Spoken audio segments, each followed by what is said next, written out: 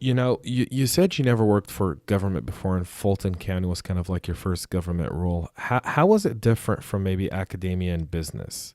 What was the big difference between Fulton County and, let's say, Circuit City or, University of Alabama at Birmingham?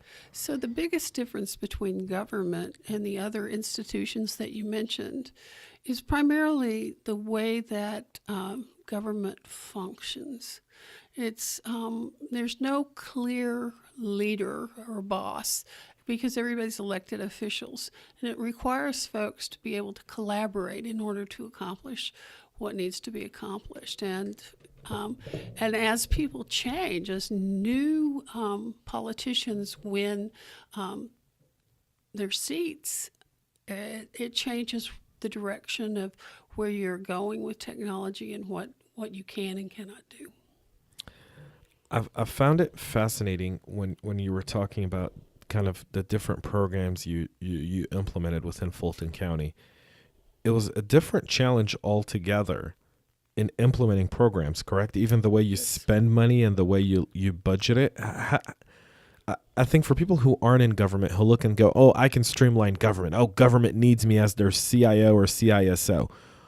What would you tell them that chill, relax, you're almost better off in business than you are in government? So I would say that you work harder in government, you make less money in government, but when you're successful with a project, you add more value.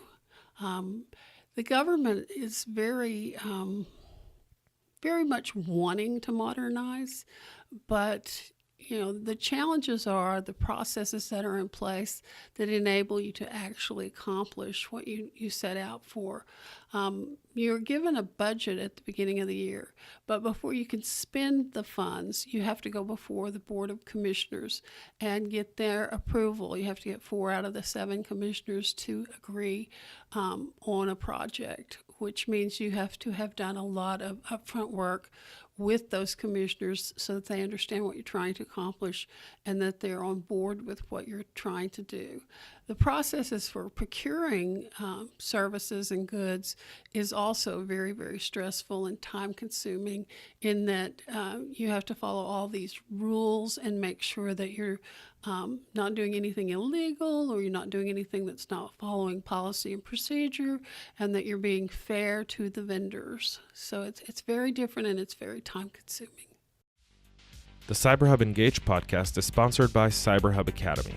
CyberHub Academy are cyber business operation experts, helping any size business operationalize cybersecurity within their organization, whether it be tabletop exercises, security assessments, or building a cybersecurity strategy.